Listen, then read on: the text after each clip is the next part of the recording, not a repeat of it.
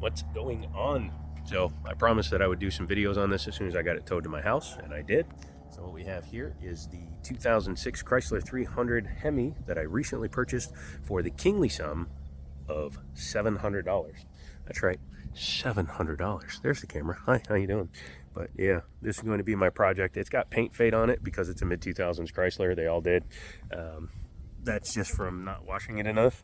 But I'm learning some stuff about this car as I've gone through it. Let's go into the interior where it's not freezing cold. Number one, yeah, it's got really nice seats. Everything inside is going to be really nice when it cleans up. Oh, that's so soft and supple. So let's go ahead and talk about this car a little bit.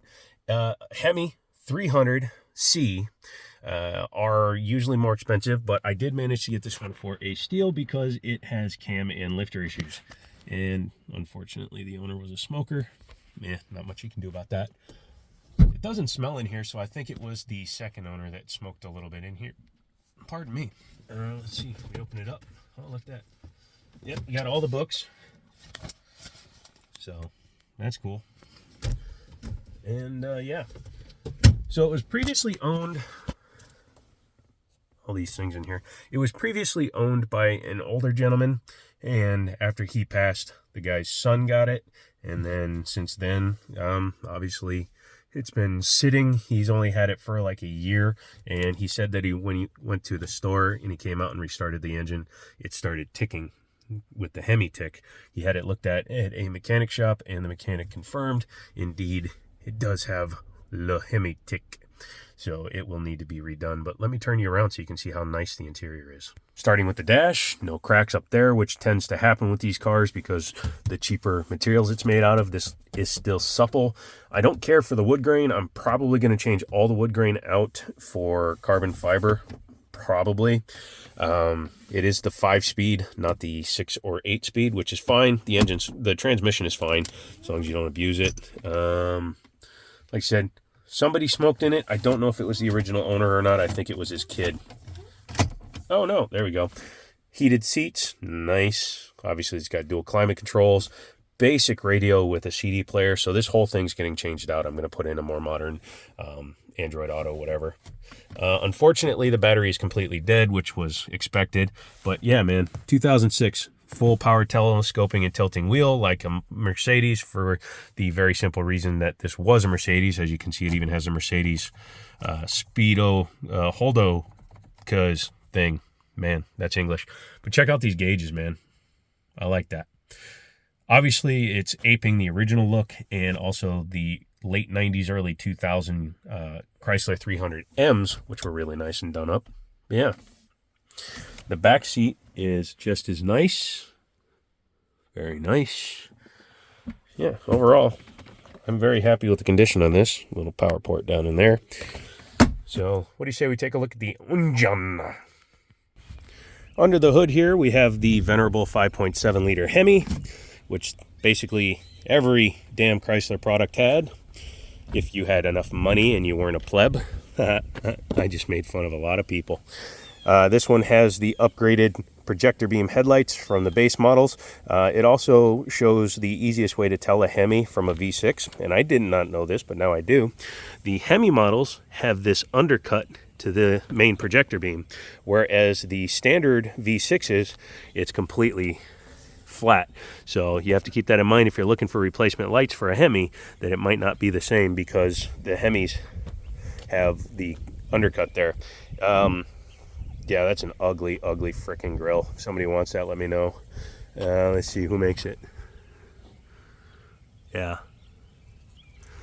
That is not the design that we are looking for in 2024. But let's get back to the engine. 345 horsepower, 365 foot-pounds of torque from the factory. 2 spark plugs per cylinder. So, yep, it is expensive to do a spark plug change. They always recommend that you use the best possible ones. Yeah, looking at this one based on this pipe right here, this is the earlier 2006 design, which means that the oil pump is going to have to come off. I might as well change that out. People have said that if you put the Hellcat oil pump in it, it will solve the problem with the tick, tick, tick, tick, tick that you develop. So we'll have to see if that's the case. I like that the way it is. So more than likely when the engine goes back together, it won't be getting the cover back on it. I don't care. But yeah, overall, the condition of the car is extremely nice. And I just got a text from AAA who towed it over. Get a AAA membership, guys, especially if you do a lot of stupid stuff in your life, because they can come in handy. But let's take a look at the underside. This is one of the reasons why I was willing to take a chance on this car. As you can see, looking down there, like there isn't even surface rust on the exhaust. A little bit of corrosion, but no real surface rust. And that is a good sign. The pans, you know, you got just a touch here on this retainer, but no real rust to speak of. You look at the control arms, the springs, everything look really good. You know, you're looking up underneath the floor there. The rear end is dry as a bone. Yeah, I'm very happy with what I'm seeing here. Let's go up under the front. It's probably hard to see, but you can see how the bolts, even on the exhaust, have no rust. That's going to help out a lot because I have to take the exhaust with the heads when I take it all apart. And that is going to save me so much headache. But yeah, overall, I'm extremely impressed with the most condition of the vehicle. The damage to the roof here will be redone probably by my buddies over at Mako. They do actually really good work, at least the one I go to, because they take care of me. They've done 3 of our cars now and done exceptional jobs on it. So yeah, the hood's definitely gonna have to get repainted. The roof, I may go black because of the sunroof. I like black roofs with sunroofs.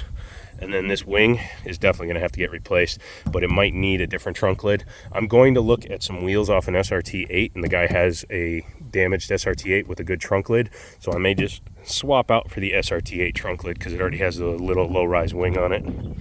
But yeah, once I debadge it, dechrome it, put a nicer set of wheels on it, newer grill, I think we're going to have a good car.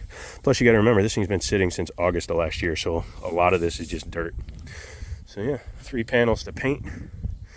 I think we're gonna have a good daily cruiser. And again, $700 for the car. Probably gonna spend somewhere around $800 to $1,000 getting it up and running. So for under $2 grand, I will have a low mileage, one owner Chrysler 300 with the Hemi. And I am going to be very happy with that. So then you'll have to excuse the road dirt on there, but yes, this quarter panel into the door all had to be repainted, and the gap was all screwed up. But Mako did a good job. Like I said, this is all dirt. You can see it just comes right off. But yeah, expensive ass car. It needed some work done. They color matched it. They clear coated the entire door quarter and everything instead of trying to panel coat it. Yeah, hell of a good job, guys. I really appreciate that. Definitely bring in the 300 to them when it's done, because they were able to. This is that 100-year anniversary style color red, and it's a bitch to match. I hated painting red when I was a painter. And of course, on my truck, I have to have the bumper replaced because we were pushing Daniel's Jeep, and he said he was ready, but he was in park. So when I pushed forward, put a hole in the bumper and damaged it there. However, this is a 2015. That's the 2015 to 2018 nose. I want to swap it out for the 2018 front end anyways. So that's going to be happening along with the SRT hood, because this one's got some damage on it. Yeah. And I'm probably going to take the side moldings off of the 300, more than likely.